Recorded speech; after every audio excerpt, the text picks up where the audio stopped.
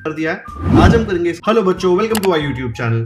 तो आज हम करेंगे स्टैंडर्ड 8 मैथमेटिक्स का चैप्टर नंबर 15 जिसका नाम है ए। हम लोगों ने इसका प्रैक्टिस सेट 15.5 का क्वेश्चन नंबर 1 ऑलरेडी अपलोड कर दिया है। आज हम करेंगे इसका क्वेश्चन नंबर 2। अगर आपने इसके पहले के वीडियोस नहीं देखे हैं तो यहाँ पे राइट साइड में ऊपर एक लिंक आएगा, उस पर क्लिक कीजिए। आपको 8th स्टैंडर्ड के मैथमेटिक्स के सारे वीडियोस मिल जाएंगे, सारे, हर एक प्रैक्टिस सेट का हर एक क्वेश्चन ये प्लेलिस्ट में सॉल्व किया गया है। ठीक है, आप ढूंढिए, लाइन वाइज मैंने लेक्चर अपलोड किए हैं, डिस्क्रिप्शन में भी लेक्चर्स के नाम दिए हैं, चैप्टर्स के नाम दिए हैं, आपको इजीली मिल जाना चाहिए। नहीं मिल रहा तो कमेंट्स में मुझे पूछिए कि ये पर्टिकुलर प्रैक्टिस सेट आपको नहीं मिल रहा, तो मैं आपको बता दूंगा। चलो शुरू करते हैं क्वेश्चन नंबर 2 से। इसमें हम क्या करें, we are finding the areas of given plots. यहाँ पे प्लॉट्स कुछ वियर्ड शेप्स के हैं। ठीक है, आपको ये पूरे शेप का एक साथ एरिया निकालने बोला एक फॉर्मूला यूज करके, तो आप नहीं निकाल सकते, लेकिन आप ये शेप को कुछ टुकड़ों में बांट सकते हैं। जैसे इन्होंने ऑलरेडी देखो आपको फ्री में बांट के दिया है, एक लाइन इधर डाल दिया, एक लाइन इधर डाल दिया प्लॉट में, तो ये एक ट्रायंगल बन गया, ये एक दूसरा ट्रायंगल बन गया और एक तीसरा ट्रायंगल बन गया। 3 ट्रायंगल है, ये तीनों ट्रायंगल के एरियाज आप कैलकुलेट करेंगे और ऐड करेंगे तो आपको ये पूरे प्लॉट ABCDE का एरिया मिल जाएगा। ठीक है, ये है पूरा प्लॉट ना, ये जो अंदर एरिया है। ठीक है, चलो देखते हैं कैसे सॉल्व करते हैं। तो सबसे पहले मैं आपको बता दूं कि क्वेश्चन में एक एरर है कि ये जो छोटा ट्रायंगल है ना, उसमें 16 यहाँ पे लिखा हुआ है, लेकिन ये CD 16 नहीं है, ये 16 जो है ये FD है। ये वाला लेंथ जो है ना, F से लेके D तक का, ये 16 है। ठीक है, गलती से इन्होंने यहाँ पे लिख दिया, ये यहाँ पे लिखना चाहिए था 16। अब हम इसको सॉल्व करते हैं। तो मैंने आपको दिख रहा है 3 ट्रायंगल बताए यहाँ पे, देखो BAE एक ट्रायंगल है, ट्रायंगल नंबर 1, करेक्ट। फिर और 2 ट्रायंगल है, वो देखते हैं। पहले BAE में फाइंड करना है मुझे, तो अगर ये 90 डिग्री है तो मुझे पता है कि इसको मैं बेस ले सकता हूँ तो ये हाइट बन जाएगा, या फिर मैं इसको बेस लेता हूँ तो ये हाइट बन जाएगा। ठीक है, ये 30 यूज करके एरिया फाइंड करने जाऊंगा तो डिफिकल्ट होगा, तो मैं क्या करूंगा, ये अगर 90 है तो ये 30 हाइपोटेन्यूज है ना, सिर्फ ट्रायंगल BAE देखो, सिर्फ ट्रायंगल BAE। ओके, ये अगर 90 है तो ये हाइपोटेन्यूज हो गया, तो मैं ये BAE में पाइथागोरस लगा सकता हूँ। पाइथागोरस लगा के मैं AE का वैल्यू फाइंड कर सकता हूँ। Correct, 30 square is equal to 24 square plus AE square कर सकता हूँ ना, बिकॉज पाइथागोरस है। तो BAE, area of triangle BAE निकालने के लिए पहले मैं ये AE का वैल्यू निकालूंगा, फिर AE मिल गया तो half into base into height, base और हाइट ये दोनों में से किसी को भी आप ले सकते हैं। तो कैसे निकालेंगे BAE का एरिया, देखो जरा। तो यहाँ पे मैं बोलूंगा in right angle triangle BAE, सिर्फ ये वाला ट्रायंगल देखो, ठीक है, और कुछ मत देखो। उसमें 90 के सामने जो है वो हाइपोटेन्यूज है, मतलब कौन है, B से लेके E तक, B square is equal to AB square plus AE square. ये जो ट्राइंगल है BAE, इसमें 3 साइड्स है। ठीक है, AB, AE और BE। ये BE जो है वो हाइपोटेन्यूज है क्योंकि 90 के सामने है। ये सब देखो मत, इग्नोर कर दो, सिर्फ ये वाला ट्राइंगल देखो। तो मैंने B square equal to AB square plus AE square लिखा और रीजन लिखा पाइथागोरस थ्योरम, फिर वैल्यू सब्स्टिट्यूट किया। B कितना है भाई, B है 30, तो 30 स्क्वायर। AB कितना है, AB है 24, तो 24 स्क्वायर। AE मुझे नहीं पता तो मैंने AE ऐसे ही रख दिया। 30 का स्क्वायर, 3 का स्क्वायर होता है 9, 0 2 बार आएगा 900, 24 का स्क्वायर होता है 576, AE स्क्वायर ऐसे ही आएगा। अब मुझे अगर AE स्क्वायर का वैल्यू चाहिए तो AE स्क्वायर को मुझे यहाँ पे अकेला रखना पड़ेगा। तो अगर मैं AE स्क्वायर को यहाँ पे अकेला रख दूं, ठीक है, तो ये 576 को वहां भेजना पड़ेगा। 576 फ्री में तो जाएगा नहीं, 576 यहाँ पे प्लस साइन है, देखो कोई साइन नहीं मतलब प्लस, तो उधर जाके वो क्या बन जाएगा, माइनस। ठीक है, ये AE स्क्वायर इधर का इधर रहेगा, तो उसको मैं प्लस AE स्क्वायर लिखूं या सिर्फ AE स्क्वायर लिखूं, यहाँ पे प्लस AE स्क्वायर है ना, वो AE स्क्वायर ही रह जाएगा। 900 में से 576 माइनस करेंगे तो आपको आएगा 324, ये आ गया AE स्क्वायर का वैल्यू। तो मैं AE स्क्वायर को लेफ्ट साइड लिख रहा हूँ, 324 को राइट साइड लिख रहा हूँ। अगर मुझे AE का वैल्यू चाहिए तो मुझे दोनों तरफ स्क्वायर रूट लेना पड़ेगा। ठीक है, दोनों तरफ स्क्वायर रूट लेना मतलब दोनों तरफ छतरी ऐसे डाल देना। जैसे यहाँ पे छतरी आएगा, ये स्क्वायर के साथ ये स्क्वायर रूट कट हो जाएगा, बचेगा सिर्फ AE, और यहाँ पे बचेगा स्क्वायर रूट ऑफ 324। ओके, तो यहाँ पे देखो AE और यहाँ पे बचेगा square root of 324। Square root of 324 आप कैलकुलेट करेंगे तो आपको आ जाएगा 18। कैसे आता है स्क्वायर रूट ऑफ 324 18? किसी को डाउट है उसमें? तो चलो मैं आपको साइड में सॉल्व करके बताता हूं कि ये इसका वैल्यू 18 कैसे आता है। देखो यहाँ पे 324 को फैक्टराइज करते हैं, तो पहले तो देखो लास्ट में 4 है तो ये 2 के टेबल में जाएगा, तो मुझे मिलेगा 2 1 2, 1 रिमाइंडर बचेगा 12, 2 6 जार 12, 2 2 जार 4, फिर वापस 162 भी 2 में जाएगा तो 2 8 जार 16, 2 1 जार 2। अब जो 81 आया ये तो ऑड नंबर, तो ये 2 में नहीं जाएगा। 2 के बाद नेक्स्ट प्राइम नंबर कौन सा है? 3 में जाएगा ना 81, क्योंकि 8 + 1 9 होता है। 9 3 में जाता है तो 81 भी 3 में जाना चाहिए। तो मुझे मिलेगा 3 2 जार 6 आता है, 8 - 6 हो जाएगा 2, 21 कब आता है 3 में? 3 7 जार, फिर 27 भी देखो 3 में जाएगा, मुझे मिलेगा 3 9 जार 27, 9 भी जो है वो 3 में जाएगा, 3 3 जार 9, और जो 3 बचा वो भी 3 में जाएगा, तो मुझे मिलेगा 3 1 जार 3। तो जब मैं 324 का स्क्वायर रूट निकालूंगा तो क्या मिलेगा? 324 के जगह पे देखो ऐसे था ना, ये ऐसे था 324, तो ये 324 के जगह पे मैं लिखूंगा 2 × 2 × 3 × 3 × 3 × 3, क्योंकि मैंने उसके फैक्टर्स निकाल लिए, 2 × 2 × 3 × 3 × 3 × 3। अब किसी को भी अगर छतरी से बाहर आना है स्क्वायर रूट में तो उसको 2 की जोड़ी बनानी पड़ेगी, ठीक है। तो यहाँ पे ये 2 की जोड़ी, 2 लोगों की जोड़ी सेम होने चाहिए, दोनों सेम है, देखो 2 2 तो 2 बाहर आ गया, ये दोनों 3 सेम है तो उसमें से एक 3 बाहर आ गया, ये दोनों 3 सेम है तो वो लोग बाहर आ गए। अभी अंदर कोई बचा नहीं, सारी जोड़ियां एक होके बाहर आ गई, तो अंदर कोई बचा ही नहीं। 2 × 3 6, 6 × 3 18, तो ऐसे मिला मुझे 324 का स्क्वायर रूट 18। पहले मैंने उसको फैक्टराइज किया, वो सारे फैक्टर्स अंदर लिखे, जोड़ी बनाई, जोड़ी बना के उसको बाहर लाया, मल्टीप्लाई किया और निकाला उसका वैल्यू 18। ठीक है, अगर आपको नहीं पहले समझा था तो ये कहीं पे कॉपी कर लो रफ में, आपको बाद में कोई भी नंबर का स्क्वायर रूट निकालने में ये मेथड काम आएगा। कर लिया कॉपी? तो ऐसे करके taking square root on both sides किया तो मुझे a का वैल्यू मिला √324, और √324 मैंने आपको कैलकुलेट करके बताया आता है 18। ठीक है, तो ये मुझे मिल गया 18 मीटर्स। अब जैसे ही मुझे ये 18 मिला, ये BAE ट्रायंगल का एरिया मैं बहुत ही इजीली निकाल सकता हूँ, क्योंकि उसमें एक को मैं ले लूंगा बेस, दूसरे को ले लूंगा हाइट, बिकॉज दोनों के बीच का एंगल क्या है? 90 डिग्री।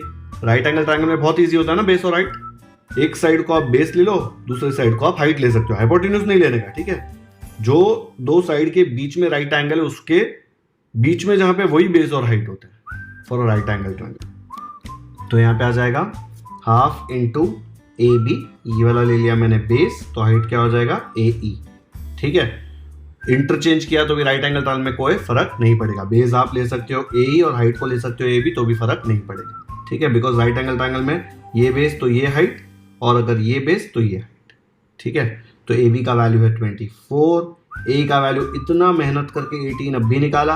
अब हाफ इंटू 24 इंटू 18 है, आप कट कर सकते हो, देखो 2 के टेबल में 18 जाता है, 2 9 जा, देखो मैंने नेक्स्ट स्टेप में करके बताया, तो बचा क्या? इक्वल टू, ये तो 1 बन गया, 24 इंटू 9, 24 इंटू 9 आप मल्टीप्लाई करेंगे तो आपको आएगा 216।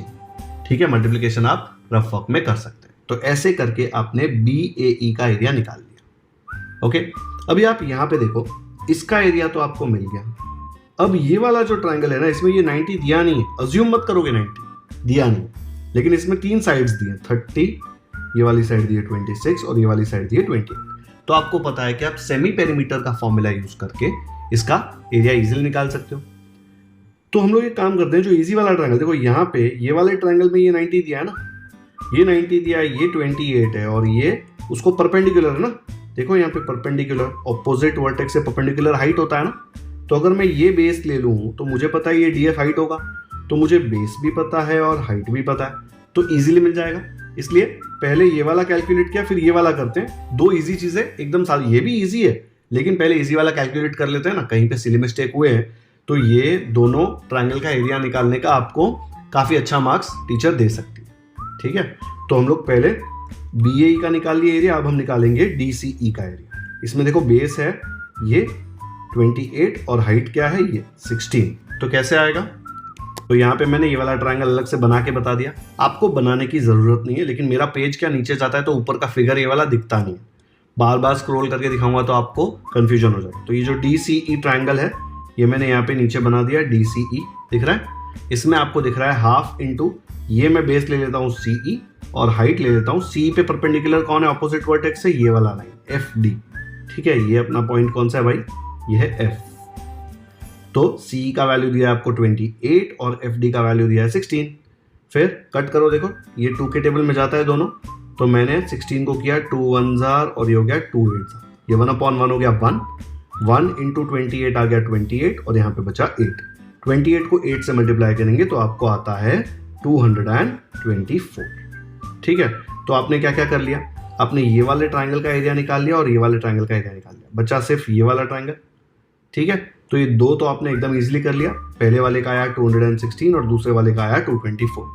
यहाँ पे सबसे बड़ा प्रॉब्लम क्या पता है, ये ट्राइंगल इतना बड़ा दिखता है लेकिन उसका एरिया आया सिर्फ आपको 216। ये ट्राइंगल इतना छोटा दिखता है लेकिन उसका एरिया आया 224। तो ये क्वेश्चन में ना थोड़ा फिगर अच्छे से नहीं बनाया है इन लोगों ने टेक्स्ट बुक में, नहीं तो फिगर भी अच्छे से बनाना चाहिए ना। ये एरिया दिख रहा है क्लियरली कि बड़ा आना चाहिए, लेकिन नंबर्स ऐसे दिए हैं कि अब देख लो ना, ये 28 है लेंथ, ये 28 24 से छोटा नहीं दिख रहा क्या। ठीक है, तो कंफ्यूज मत होना, फिगर यही दिया है, उन्होंने फिगर ठीक से नहीं बनाया। ये ट्राइंगल थोड़ा छोटा बनना चाहिए था, ये ट्राइंगल थोड़ा बड़ा बनना चाहिए था। तो हमने ये फर्स्ट और ये सेकंड दो ट्राइंगल का निकाल लिया। अब इसका निकालते हैं, इसमें हम यूज करेंगे सेमी पेरीमीटर का फॉर्मूला।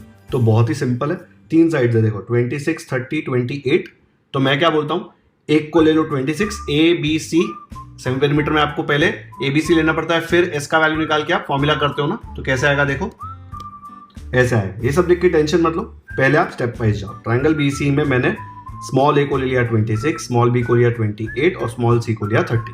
ABC होता है ना, देखो यहाँ पे 1 2 3 26 30 28, 26 30 28, कौन से ऑर्डर में लेते हो कोई फर्क नहीं पड़ता। सेमी पेरीमीटर S का फॉर्मूला क्या है, तीनों a plus b plus c को ऐड करो, डिवाइड बाई 2 करो। सेमी ना, जो भी पेरीमीटर होता है उसका आधा। पेरीमीटर क्या होता है, तीनों साइड को ऐड करने का। अगर सेमी पेरीमीटर निकालना है तो उसको 2 से डिवाइड करना है। मैंने 26 28 और 30 सब्स्टिट्यूट किया, डिवाइड बाई 2 किया तो आया 84/2। 84/2 को कट करके देखो, 2 1 2 और ये हो जाएगा 2 4 8 और 2 2 4। 42/1 क्या होता है 42। तो S का वैल्यू आपको मिल गया 42। एरिया ऑफ ट्राइंगल BC का फॉर्मूला क्या है, square root of S into S minus A into S minus B into S minus C। सब जगह वैल्यू सब्स्टिट्यूट करो, S के जगह पे हर जगह आएगा 42 और A के जगह पे 26, B के जगह पे 28 और C के जगह पे 30। 42 तो ऐसे ही रहेगा, 42 माइनस 26 आ जाएगा 16, 42 माइनस 28 आ जाएगा 14, 42 माइनस 30 आ जाएगा 12। इसका मतलब क्या होता है, सब मल्टीप्लाई हो रहे हैं। तो 42 इंटू 16 इंटू 14 इंटू 12। अब मुझे अगर इनको छतरी के बाहर निकालना है तो मुझे इनको फैक्टराइज करना पड़ेगा। तो मैंने 42 को यहाँ पे फैक्टराइज किया, मुझे आ गया 2 इंटू 3 इंटू 7। 16 को फैक्टराइज किया, वैसे ही 14 को किया और 12 को किया। ठीक है, फिर 42 के जगह पे लिखा 2 इंटू 3 इंटू 7, 16 के जगह पे लिखा 2 इंटू 2 इंटू 2 इंटू 2, 14 के जगह पे लिखा 2 इंटू 7 और 12 के जगह पे लिखा 2 इंटू 2 इंटू 3। दिख रहा है, तो सारे नंबर्स को फैक्टराइज करके यहाँ पे लिख लिया। अब हम जोड़ी बनाएंगे। आप देख लो आपको जोड़ी कैसे मिलेगी, ये वाला एक 2 और ये वाला एक 2 दोनों मिलके साथ में बाहर आएंगे तो एक 2 आएगा। फिर ये वाला एक 2 और ये वाला एक 2, इन दोनों को साथ में मिलाएंगे तो ये वाला 2 बाहर आएगा। फिर ये वाला एक 2 और ये वाला एक 2 दोनों मिलके साथ में फिर तीसरा 2 बाहर आएगा। और फिर मैं ये वाला एक 2 और ये वाला 2 दोनों 2 बाहर आएंगे तो एक 2 बन जाएगा। तो मुझे टोटल 4 2 बाहर मिले। अब 7 देख लो, ये दो 7 मिला के बाहर आएंगे तो एक 7 बन जाएगा। फिर 3 देख लो, ये एक 3 और ये एक 3 दोनों मिलके एक 3 बाहर आ जाएगा। सब देखो टिक हो गए, सब बाहर आ गए। यहाँ पे ऐसे मार्किंग मत करना, लेकिन मार्किंग करेंगे ना पेंसिल से तो आपको समझ में आता है कि कोई रह नहीं गया होता। देखो हर एक नंबर मार्क हो गया। अब इसको मल्टीप्लाई कर दो, मल्टीप्लाई करके क्या आएगा, 2 2 4 4 2 8 8 2 16 16 3 48 48 इंटू 7 आ जाएगा 336। देख लो यहाँ पे 48 इंटू 7 8 7 56 7 4 28 प्लस 5 हो जाएगा 33। तो आपको मिलेगा 336। क्या था, एरिया था, तो हम लोग इसका यूनिट लिख लेंगे। Area of triangle BC is 336 square metres, क्योंकि सब कुछ मीटर्स में। तो आपको तीनों ट्राइंगल का एरिया मिल गया, इसका इसका और इसका। तो पूरे प्लॉट का एरिया क्या होगा, तीनों एरिया को ऐड कर देंगे। तो एक एरिया था आपका कितना था 216, फिर दूसरा एरिया आपका था 336 और फिर एक और एरिया था ना 224 DC वाला। तो मैंने लिखा area of plot ABCD is, ये तीनों ट्राइंगल का एरिया का सम। वैल्यू सब्स्टिट्यूट किया और तीनों को ऐड किया तो मुझे मिला 776। ये भी एक एरिया है तो उसका यूनिट भी आएगा स्क्वायर मीटर्स। तो फाइनल आंसर लिखेंगे the area of the given plot is 776 square metres. खत्म। ये बीच में जो लाइन डालता हूं ना मैं ऐसे इसलिए डाल रहा हूं क्योंकि एक स्टेप यहाँ पे खत्म हो गया। ठीक है, कंफ्यूज मत हो, अगर नहीं डालना है, टीचर आपको बोल रही है ऐसा नहीं कर सकते तो मत डालना, लेकिन फर्क नहीं पड़ना चाहिए। पूरा लाइन ऐसे मत डाल देना, नहीं तो ऐसा लगता है क्वेश्चन खत्म हो गया। बीच में एक लाइन डाला ताकि समझे कि भाई ये पार्ट खत्म। ओके, तो पूरा सोल्यूशन एक बार देखते हैं। तो आपके पास ये वाला प्लॉट था, इसमें आपने पहले ये वाले ट्रायंगल का एरिया निकालना था। उसमें आपको अगर ट्रायंगल का एरिया निकालना है तो ए का वैल्यू चाहिए। ए का वैल्यू चाहिए तो आपने पाइथागोरस लगाया, आपने क्या, मैंने लगाया और ए का वैल्यू निकाल लिया। जैसे ही ए का वैल्यू मिला 18, आपने 18 और 24 यूज करके ये वाले ट्रायंगल का एरिया यहाँ पे निकाल दिया, half into base into height करके 216। ओके, फिर मैंने बोला ये वाला ट्रायंगल बाद में करते हैं, पहले छोटू ट्रायंगल दिख रहा है वो करते हैं। उसमें भी यहाँ पे बेस और हाइट ऑलरेडी दिया हुआ है, वैल्यू सब्स्टिट्यूट किया और कैलकुलेट करके आया 224। फिर बचा है लाल वाला ट्रायंगल, उसमें हमने सेमी पेरीमीटर का फॉर्मूला लगाया और उसको सॉल्व कर लिया बहुत ही अच्छी तरीके से और आंसर आया 336। फिर तीनों एरियाज को ऐड किया, किसको किसको, 216, 224 और 336। 216, 224 और 336 तीनों ट्रायंगल को ऐड कर दिया तो प्लॉट का एरिया मिलेगा। ऐड करके आया 776, तो area of the given plot is 776 square metre. यहाँ पे सबसे ज्यादा मिस्टेक होने का चांस है, इसलिए ये जो मैंने रफ वर्क किया है वो भी अच्छे से देखो, कॉपी करो। ये स्क्वायर रूट कैसे निकाला वो देखो, मैंने आपको 324 में भी बताया कैसे किया, ठीक है। तो कॉपी कर लो फटाफट से, ये पूरा स्क्रॉल करके बता रहा हूं। First step, second step, third step, ये पीछे हमने सेमी पेरीमीटर निकाला, ये फोर्थ स्टेप, फिर फिफ्थ स्टेप में हम लोगों ने सब कुछ ऐड कर दिया और फाइनल आंसर निकाल दिया। फटाफट से कॉपी कर लो नोटबुक में। कर लिया कॉपी, ये सेकंड पेज है और ये उसका फर्स्ट पेज है। तो यहां पे हमारा 15.5 का सेकंड भी खत्म होता है और 15.5 में सिर्फ 2 ही क्वेश्चन थे। लेक्चर 1 में मैंने आपको फर्स्ट वाला कराया, लेक्चर 2 में मैंने आपको सेकंड वाला करा दिया, ठीक है। तो आज का लेक्चर यहीं पे खत्म करते हैं। इसी के साथ हमारा प्रैक्टिस सेट 15.5 खत्म हो गया। मैंने 8th स्टैंडर्ड का पूरा मैथमेटिक्स मिसेलेनियस प्रॉब्लम्स भी सारे के सारे अपलोड कर दिए। मैंने आपको बताया कहाँ ढूंढना है, चैनल को सब्सक्राइब करो और वहां पे आपको प्लेलिस्ट मिल जाएगा। प्लेलिस्ट में आपको 8th स्टैंडर्ड की मैथ्स की प्लेलिस्ट मिलेगी, जिसमें आपको लाइन वाइज हर एक प्रैक्टिस सेट का वीडियो मिल जाएगा, ठीक है। तो अगर लेक्चर पसंद आया तो लाइक करें और अपने दोस्तों को भी इस चैनल के बारे में बताइए ताकि उनको भी 8th स्टैंडर्ड का मैथ्स बहुत ज्यादा ईजी लगे। अगर आपने ऑलरेडी